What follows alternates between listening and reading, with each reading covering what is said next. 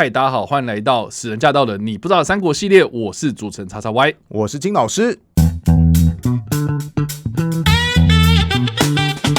好的，欢迎回到我们的节目。我们这一集的内容要来聊聊的是《三国》这个电视剧的第22集。在这一集的内容当中呢，我们看到的是袁绍正式的向曹操宣战，甚至还写了一个檄文。那双方呢势必会展开一场大战啊。那我们也在剧情当中看到了，袁绍呢他因为种种的原因啊，迟迟不出兵哦，就延误了他的战机啊。那曹操呢就有机会去袭击在徐州的刘备。那我们也看到刘备最后呢，因为夜袭的失败，就跟他的结拜兄弟们呢走散啊。我们不妨呢花一点时间来好好回头看一下袁绍这个人哦，他当年到底在做什么？为什么就错失了这样的一个这么好的战机呢？好，那我来解释一下。我们节目讲到现在，袁绍很常出现嘛？是啊，是啊，是啊。而且你会发现，绝大多数时候，袁绍的实力往往都比曹操更加的雄厚。那本来他是有机会击败曹操了，那他到底错失了哪些机会呢？我认为他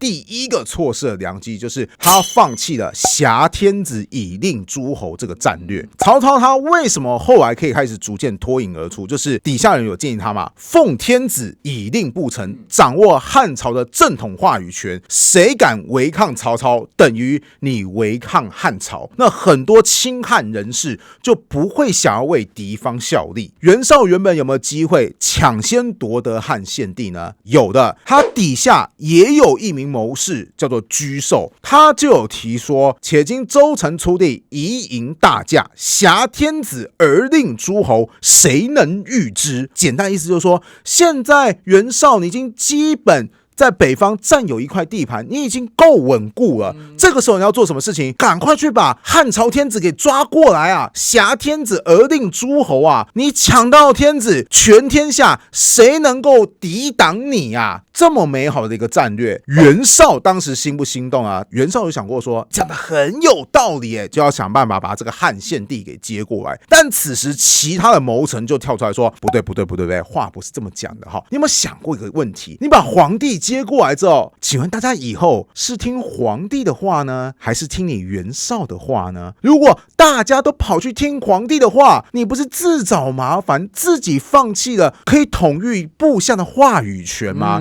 袁绍一想就说，也有道理耶。后来就决定说，那我就不要去找这个汉献帝好了。那除了沮授有提出挟天子而令诸侯之外，还有另外一个谋臣叫做田丰，他也有提说以早图许，奉迎天子。什么意思？就是现在啊，曹操掌握了那个天子，把他驻扎在许都嘛，对不对？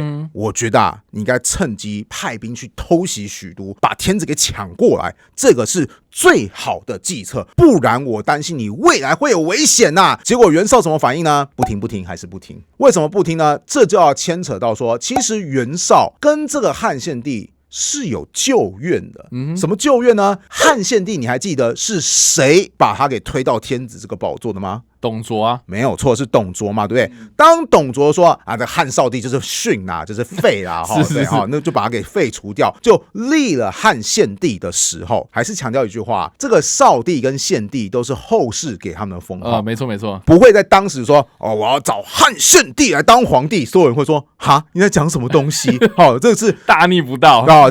甚至这个是你搞错吧？这是死人才会有谥号的，好不好？好，我是因为叙述的方便，所以才在这边做一个简化的功夫啊。好，重新说回来，那当时关东各地的诸侯去讨伐董卓的时候，他们当然就要说，哎呀，那个汉献帝是非法拥立的，我们才不承认他是正统的皇帝。谁才是正统皇帝？那个被废掉的汉少帝才是，那个汉献帝是假的。谁喊最大声？袁绍喊的最大声，甚至后来汉少帝死了，哇，那可能就会想说，少帝都死了，那就只剩下汉献帝了嘛，对不对？那你们不是也得是啊？结果袁绍还喊说，没关系，如果汉少帝过世的话，我们再找其他的汉朝宗室出来当皇帝。哎呦啊，那个幽州刺史刘虞哦，他的品格非常好，知名度又很高，就他啦，就他。你看看袁绍是2度反对过汉献帝的权威的。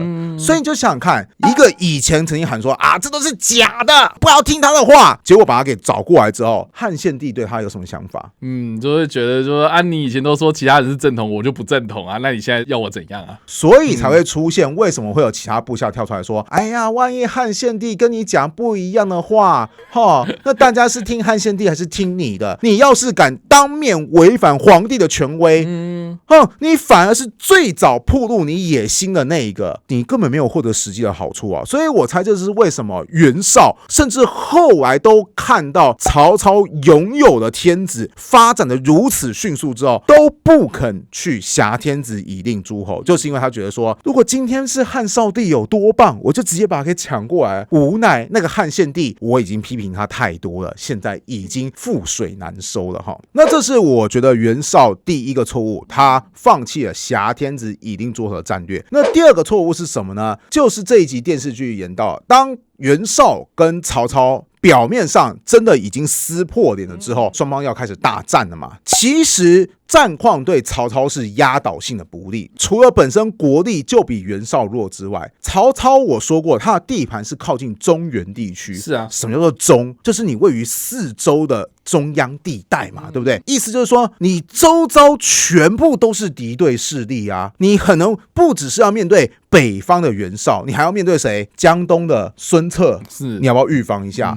南方的刘表，你要不要预防一下？是甚至在西边的马腾、韩遂，你要不要预防一下？其实是左支右绌的状况哈。这个时候，偏偏好不容易曹操讨伐下来的徐州，又被刘备重新占领了，哇，那这样子破口就更大了哈。这个时候，如果袁绍积极配合刘备夹击曹操的话，那曹操有可能是受不了的哈。事实上，有没有人提出这个策略呢？有，就是我们前面提到的田丰又跑出来了哈。田丰对袁绍是这么说的：“与公争天下者，曹操也。”就是以后会跟你争天下的，就是这个曹操啊。幸好这个时候曹操做了什么事情呢？东击刘备。我看啊，一时之间他是不可能那么快打败刘备的。所以这个时候你最好做什么事情呢？今举军而袭其后，可一网而定。就是你赶快趁曹操的主力部队去讨伐刘备的时候，你去攻打他的大后方啊，你这样子你就可以一口气解决掉他啦。结果当时袁绍怎么反应？袁绍就说：“我的小儿子病重了，我心神不宁，我没有办法下这个决定。”哇，那田丰整个俩攻，他就直接拿那个拐杖去打那个地面，就说：“因为一个小儿子而放弃争夺天下的机会，多么没有出息啊！”请问一下，你是袁绍，你听完之后你有什么感想？大逆不道啊！你怎么可以这样批评我啊？对哦，我是领导你在前面做那么激动的动作，说这个家伙真是个白痴啊！你还有没有礼貌啊？是啊，我们在职场当中都知道嘛，就是你不能去对你的主管说这些大实话。对，你委婉的说大实话，主管都要不开心了，何况你要那么激动说，主管你是不是有病啊？我告诉你，主管有没有病？他自己知不知道？我们不晓得，但你会不会遭殃？大家都晓得。等一下，你刚刚说在袁绍面前说大实话的是田丰，对。可是，在电视剧里面，他是不是就把田丰这个角色换成许攸啊？对，其实这部电视剧帮许攸加了超级多的戏，包含许攸也曾经提过说什么啊，你要挟天子以令诸侯，有没有注意到？是谁提出来的？是沮授跟田丰提出来的。是啊，好，所以许攸在天之灵，他应该会说：“哦，我喜欢这部电视剧。”我都不知道我这么厉害。那说回来，其实曹操去征伐刘备的时候，他底下也有人就说：“我们现在主力军队去打刘备，万一袁绍偷袭我们怎么办？”哎呀，精彩了哈！曹操是怎么说的哈？我们刚刚有提到嘛，曹操的主力部队是去打刘备嘛，对不对？就连他自己都曾经怀疑过说，我是要速战速决没有错，可问题是，万一我打刘备的过程当中，突然袁绍出兵攻击我，那我该怎么办？就在那个曹操都还有点疑惑的时候，他底下有个很著名的军师叫做郭嘉，此时就有跳出来，就告诉曹操说：“绍性迟而多疑，来必不速，备兴起，众心未复，急急之必败。什么意思？就是说袁绍这个人啊，我太清楚他了哈，这个家伙啊，那疑心病很重的哈，他就算想要攻打你，他也会怀疑一大堆，所以到最后他出兵速度一定不会那么快。反而是这个刘备，你要注意，刘备他虽然夺取了徐州，但是他现在没能够掌握住徐州的人心，因为才刚交换政权嘛，对不对？所以呢，如果我们这时候赶快去攻打刘备，我们是有机会速战速决的。你不要疑惑了，赶快去攻。曹操就有接纳郭嘉的主意，果然最后成功的击败了刘备。那刘备到最后只好落荒而逃去投靠袁绍，而袁绍也因为就是我小儿子因为生病的关系啊，我好紧张啊，而错过了夹击曹操的一个最好时机。我觉得这是他第二个犯的战略错误。那有一就有二，有二很不幸就有三，竟然还有第三个哈。第三个就是后来袁绍就跟曹操正面冲突了嘛，对不对？此时有人就建议他，谁呢？又是那个智者沮授，他提出了一个战略叫做持久战。沮授对袁绍说：“晋讨公孙，师出历年，百姓疲弊，仓库无机。”什么意思？就是我们虽然是比曹操还要强大，但不要忘记，我们也是刚打败完公孙瓒的。好，虽然说吞并了他的地盘，但其实我们也是伤筋动骨。所以这个时候，其实你不要急着去攻打曹操，你应该做什么事情呢？沮授这么说：进屯黎阳，建营河南，易作舟船，善修器械，分遣经济，超其边鄙。什么意思？就是你先把你的军队移动到距离黄河很近的黎阳这个地方，让曹操觉得说，你是不是要对我做些什么？这个时候军事就会开始升温嘛，对不对？但是呢，你又不要立刻渡过黄河去速攻他，你应该这个时候做什么事情？首先你要开始修筑你的船只，这样子你才可以渡河作战嘛。是。那修筑船只的同时呢，分遣经济，派一些小股的机动部队，不断的去偷袭曹操的边境地带。那曹操看到有人入侵，他一定得反应啊，不断的反应的结果，曹操就会被我军弄得越来越疲惫。本来他的国力就比我们弱，我们这样子长时间的对峙下去，曹操一定越来越弱，我们的元气复苏之后，再给他致命一击，到时候必胜无疑。你觉得这个战略怎么样？哇，我觉得这个战略超级有现在很多冲突地区的即视感的，有很多那种国界上面那种分得不太清楚的那些国家，他们不是都会互相对立吗？是，有时候不小心过去，然后揍你几拳，然后后来又退回来那个国界，都很多时候都是在这个国界上面做一些骚扰跟冲突嘛。对甚至还会有在边界原本只是做军事演习，后来就入侵人家国家了嘛。是都有这种案例啊。对。结果呢，袁绍又有其他的手下开始说话，他又怎样啊？袁绍的其他手下是说，兵书之法，实为武功，就是说《孙子兵法》曾经有讲过说，实则为之，你的军队人数是对方的10倍，你就可以尝试着包围作战。那你的军队数量是对方的5倍，你就可以直接正面进攻。顺带提，后面还有写说什么倍则分之，就是你的军队如果人数是对方的2倍的话，你就可以尝试着利用2倍的军力拆开对方的军队，然后集中你的优势，击破它。简单来讲，孙子兵法就会认为说，在不同的数量的情况下，你要如何作战。那袁绍其他的手下继续说，今以明公之神武，连河朔之强西，以伐曹操，今不时取，后难图也。就是以你这么精明神武的主公，携带着河北这么丰沛的资源，你这个时候不速战速决，你等到以后曹操恢复实力的时候，你就很难去攻打他了。其实这一段电视剧也有人提到这个事情，他是透过袁绍自己口中是说，你叫我慢慢恢复，我恢复，曹操也在恢复啊，你怎么能够确定对方会不会有可能恢复的比我更快？这有没有道理？你觉得？也是有道理嘛。反正我觉得袁绍的想法应该就是你要打赶快打嘛。对，袁绍他也是支持所谓的速战速决派。是。那其实不只是沮授有做过建议，还有另外人也做了同样持久战的建议啊，你要不要猜看是谁？该不会是田丰吧？没错，就是那个当面呛老板的田丰。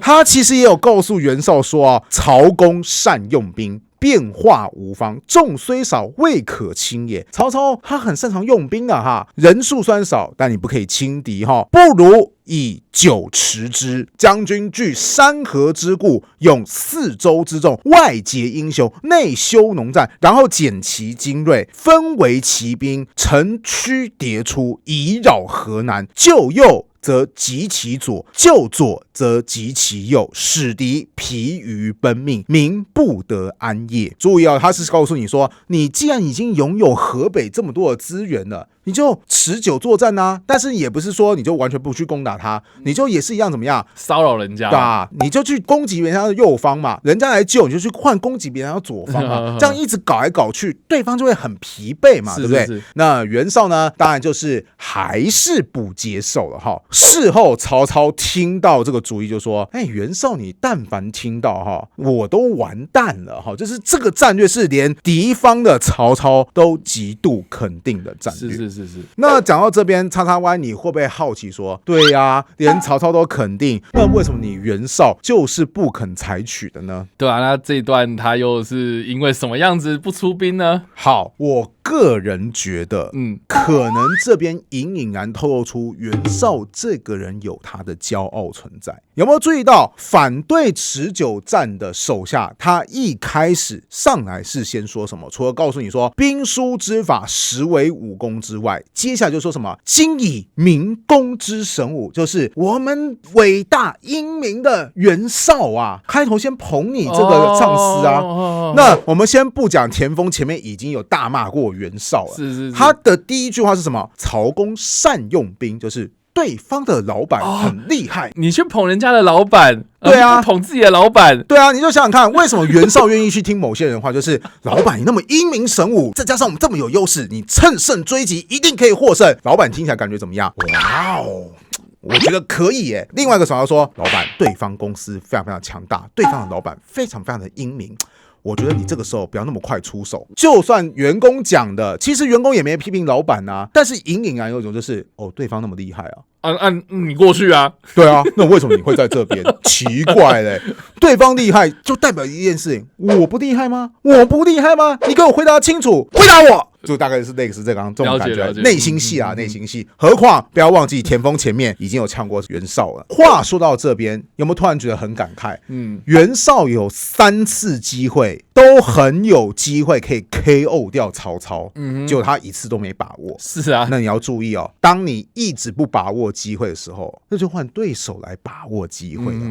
不过你刚刚说的这3个错失的机会啊，我觉得中间有一个非常关键的人物，就是刘备啊，因为他毕竟是驻守在徐州这个非常关键的地方嘛。那我就有一个花里胡的猜想啊，就是想说，那如果当初刘备他不跟曹操分道扬镳，他一直持续在曹操底下做事的话，那会不会今天的这个战局会有所改变呢？我觉得会，因为曹操他其实去攻打徐州的刘备，我说过嘛，他是冒风险嘛，是啊，他自己也不敢肯定嘛，对不对？甚至如果袁绍他突然理智再现的话，他就真的攻击啦，那你曹操就然说好的，我就不攻打刘备，你也很吃力啊，是啊，因为你等于说，万一刘备这边恢复对徐州的统治，突然来夹击你曹操怎么办？所以这个徐州的刘备真的是当时战场当中的一个活棋，你袁绍如果去帮助，就会压倒性的对曹操不利。相反的，对于曹操来讲，你不赶快收复徐州，你未来可能连抵抗袁绍的资本都没有。所以你刚刚问说刘备这个徐州是否有一个很关键的地位，我觉得的确是。好，以上呢就是我们今天的节目了。我们今天分析了有关于袁绍他在面对曹操这个劲敌的时候呢，他错失了很多的机会啦。那我们也分析了当中有很多